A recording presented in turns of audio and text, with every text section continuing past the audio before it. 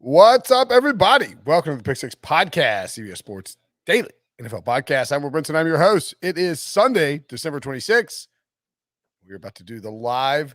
We're doing it live on YouTube, also in the podcast feed. Of course, if you're watching on YouTube, this is the live look ahead to Week 17 odds show featuring myself and John Breech. Breech, what's up, buddy?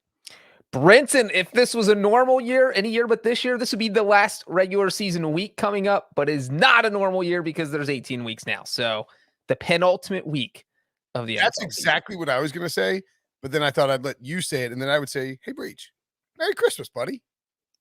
I thought that you would think to say that, which is why I said it. And Merry Christmas to you, man. I'm wearing red. Everybody watch on YouTube just for Christmas instead of Bengal orange. If you're watching on, if you're listening on Spotify, then hit the, there's a 5-star review you can, or a 5-star rating you can leave for the podcast now, a new feature that Spotify has added. So please click that, of course, like, subscribe, and comment with your best Week 17 bet in the YouTube comment sections. We will start with a spicy game. I believe this should be the main CBS game. Tony Romo, Jim Nantz, Tracy Wolfson. Because I think Tracy Wolfson said, see you next week to Rick Burkhalter, the Chiefs trainer on Twitter. Chiefs -4 at the Bengals. The first place Bengals just throttled the Ravens. The Chiefs took care of business against the Steelers too. But Chiefs is 4-point favorites at Cincinnati. How does that make you sit, Breech? A little disrespected? That does not compute. You know what, though, Brinson? I think that the Bengals are going to take that as disrespect. I mean, hey, the Chiefs are on a roll, but when you're talking about the Bengals, they're in first place in the AFC North right now. And this is a huge game because if they win, they clinch the AFC North title. It's all over. They don't have to worry about the final week of the season. They're in the playoffs. It would end the second longest playoff drought in the NFL. The Jets have the longest. The Bengals tied with the Broncos for the second longest. And so I think the Bengals are going to be absolutely fired up for this game. Now, the one problem is they give up a lot of passing yards on defense. I think one of the top 5 worst. Chiefs aren't much better, though. So we could see a game here where Patrick Mahomes and Joe Burrow both throw for 500 yards. The one thing I will say, even if you're not comfortable picking the Bengals to win straight up, of their 6 losses this year, 4 of them have been by 3 points. So their games are generally close if they lose or they win in a blowout. So because of that, Brinson, and something that will not surprise you at all, am going to take the Cincinnati Bengals to cover the 4 points, and I'm going to pound the over. I think that there's a good chance this is a shootout as well. We saw the Chiefs defense is better than the Ravens defense, which is not something I expected to say in 3 or 4 months ago. But the Ravens have dealt with so many injuries. They just got absolutely blasted by Joe Burrow and that passing game. I do think that they'll be able to exploit to a fairly large degree the Chiefs secondary as well, and that we could see a back and forth here. Now, what's interesting is normally when the Bengals get a big lead, they like to pound Joe Mixon and you don't see a ton of points. This is sort of a spite revenge game against the Ravens. So it's also hard to imagine them getting a huge lead over Patrick Mahomes and just squatting on it. And Mahomes, who appears to be rounding into form, unlikely that he's able to, or unlikely that he just, doesn't do anything in this game. I will say that for me, this is an easy bet on the Bengals early. If you want to bet on the games early, this is an easy bet for the Bengals on me, because I do. Wow, I see it up to 5 and going up higher. What is it going to move like that? Is it going to get a Chiefs -6? If it's moving, I was thinking it would creep back down to 3, but then maybe too many people will take the Chiefs if it's 3, right? Yeah, it's not going to move toward the Bengals. Okay, all right. Then I want to wait on it, and I want to take the Bengals. The Bengals have the firepower to keep up. I know it's a big stage. It's asking a lot of these guys, but I think they can hang with them. Inside 6. I don't want it at 3. I would take it at 4, take it at 5, take it at 6. I think that's a viable bet. I see -5, -115. So that's going to keep moving. If you like the Chiefs, bet it now. And if you like the Bengals, probably wait. If you like the over, bet that now, because that's going to keep going up. There's no way, unless Cincinnati weather is just disastrous next Sunday, which, hello. Looks like if we get snow, And there's some mild winds. Snovers, though. You don't have to worry about the under in the snow. You think over in the snow because defenses can't keep up. If you like the over, probably take it now because it should keep ticking up thanks to these offenses that are in play. Breech, what a big game for you. Big game. I might even show up next week, Brinson. I've got to focus on how I'm going to watch this game. I got to put on my lucky clothes. If I'm not here next week, you'll know why. Is it because you're in Cincinnati? Maybe. If you're in Cincinnati, you got to meet up with Colin Bear, who's our Bengals fan extraordinaire who DM'd me 52 times. And he should have. I'm glad you just shouted him out. Hey, and it's a big weekend for Cincinnati because on Friday, the Cincinnati Bearcats are in the college football semifinal. And on Saturday, they won't be.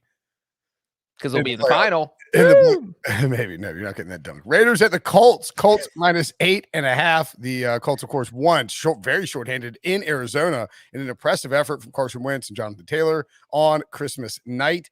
The Raiders pulled off a very nice victory over the Broncos on Sunday afternoon to keep their playoff hopes alive and basically send Denver to the dustbin. The Colts -8.5 at home with an over-under of 46.5. That is a lot of points, Breech. That is a ton of points, especially because this is basically a playoff game for the Raiders. If they lose, their season's over. They have no shot at the postseason. And the Raiders have been a weird team. We've seen them play competitively against good teams. We already saw them beat the Cowboys, beat the Ravens. They have some good wins this season, so there's no reason to think they can't at least play with the Colts. When I saw that this game was on the schedule, I thought the Colts would be favored by like 4 or 5. Yeah. 8.5. I mean, the Raiders defense played arguably their best game of the last decade on Sunday against the Broncos. They held Denver to just 18 rushing yards. I don't think they're going to do that to Jonathan Taylor. But I do think they're looking good against the run, and I think they will slow Jonathan Taylor down. But I do think the Colts will win. But I think the Raiders are going to cover the 8.5. Yeah, I would expect that if you can get an 8.5 on the Raiders, you should take that because I see 7.5 out there. That it's just too many points. Now, I wouldn't expect that it drifts back down below. I don't think it's going to get down to like 6.5 or 5.5 or something like that because Lord knows the Colts could get they could get all their offensive linemen back.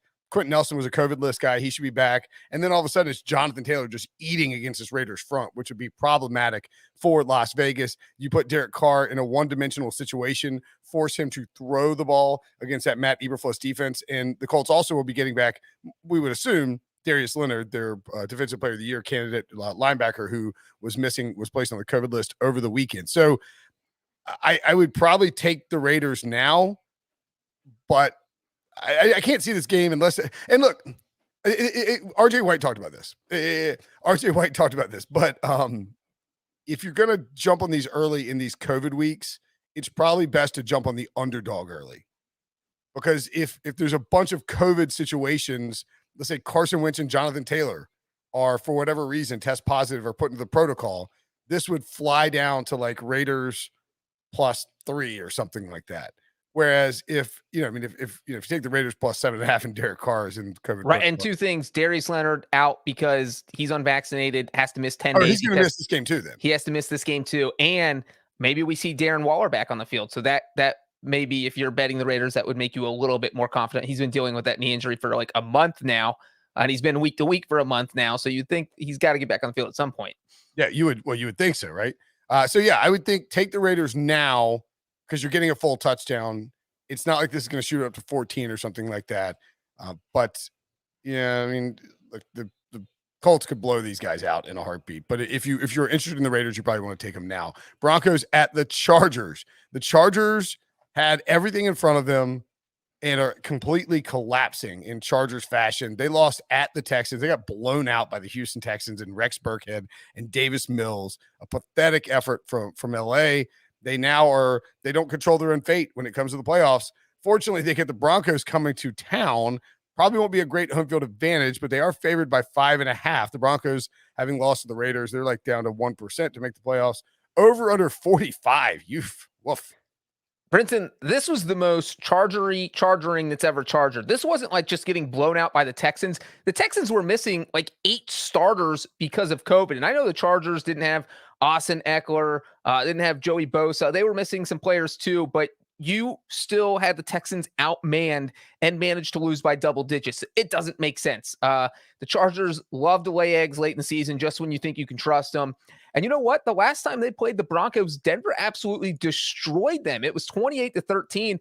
And it was one of those games that can be replicated because it was the Broncos defense that did all the dirty work. They just shut Los Angeles down. And because of that, I don't know which way to go here. And one reason I don't know which way to go is because I don't know if we're going to see a Broncos team that's just going to mail it in and quit on the season because they're basically eliminated from the playoffs after losing to the Broncos or after losing to the Raiders.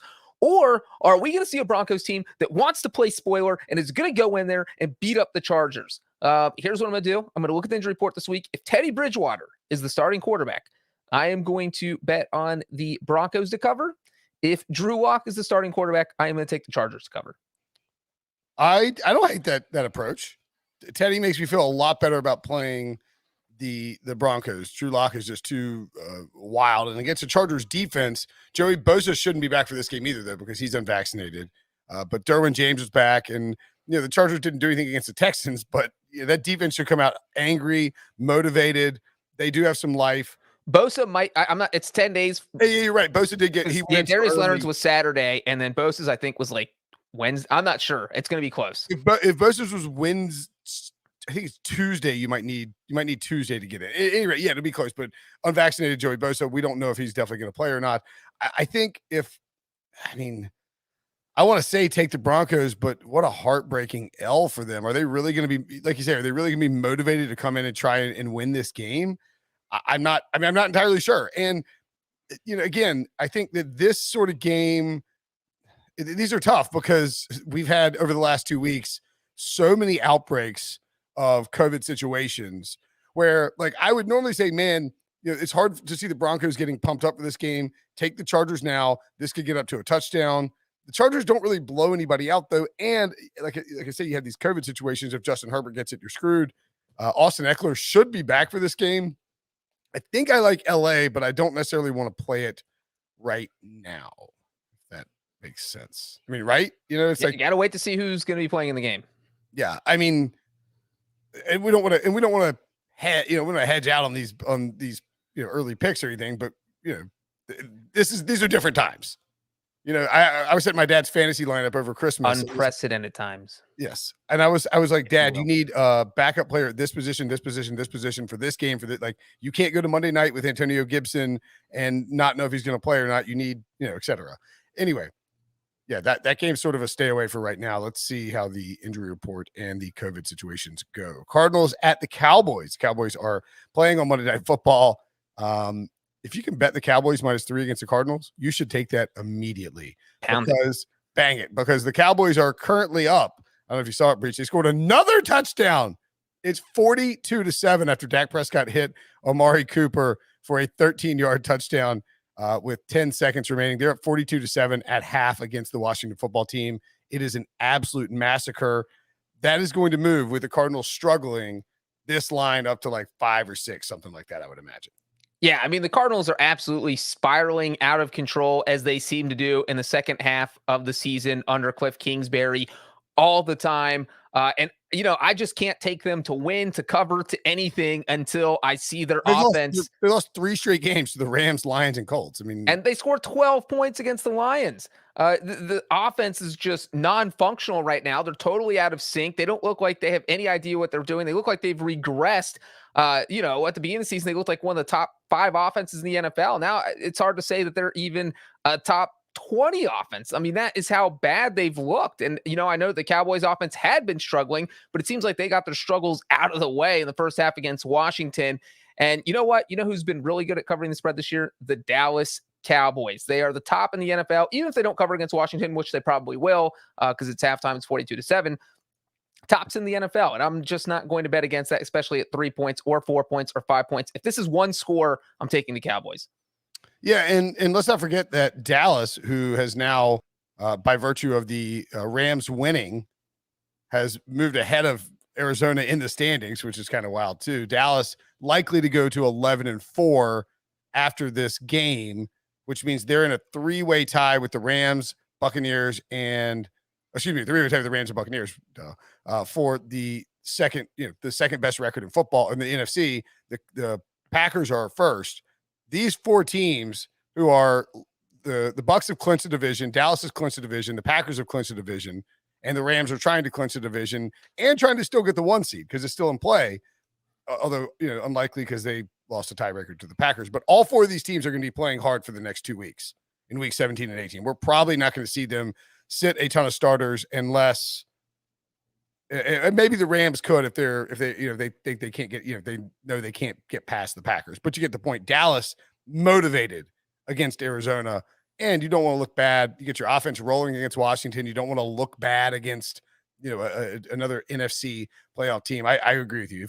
We'll have to see what this line reopens at, but if you can bet on the Cowboys -3, you should hammer that.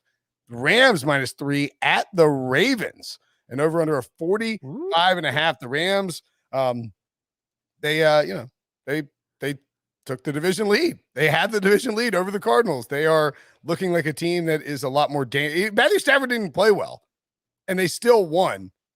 Not handily against the Vikings, but they took care of business on the road. Can they do it in back-to-back weeks, Breech, or do you think the Ravens present some value here? We have to assume, by the way, that Lamar Jackson or Tyler Huntley will be back for this game, I think. Yeah, the Rams now in the division lead. You know who's not in the division lead? The Baltimore Ravens, because they got hammered by the Cincinnati Bengals. The thing is, I actually want to know if Lamar Jackson is going to play. I think everyone wants to know that before they start betting this game and trying to make a pick in this game. And the one thing about Lamar is that he's never lost to an NFC team. He is 12-0 all time straight up against NFC teams. The Ravens offense, when it's fully healthy, isn't easy to prepare for. Lamar Jackson's out there. You're an NFC team. You don't see him that often. And so maybe this is the game where John Harbaugh had it circled. Like, we need to get Lamar back on the field. We win this game. We're still in the playoff hunt. We're still in the division title hunt going into the final 2 weeks. So I think Lamar Jackson will do everything he can to get out in the field. And like you said, it'll probably be Tyler Huntley if Jackson can't go. So you're going to have, if Lamar's out there, you have a desperate Ravens team. They know they need to win to keep their season alive. That being said, this team's defense is decimated. We saw what Joe Burrow did to them. I have no idea how they're going to cover they have like 2 healthy defensive backs. I don't know how you cover Cooper Kupp and Odell Beckham and everybody else the Rams have in that offense. I think Matthew Stafford might have a huge day, so I am going to take the Rams to cover. Yeah, and you're not going to get a number on this that's bettable in a lot of spots until we know about Lamar Jackson. That clearly impacts the betting line.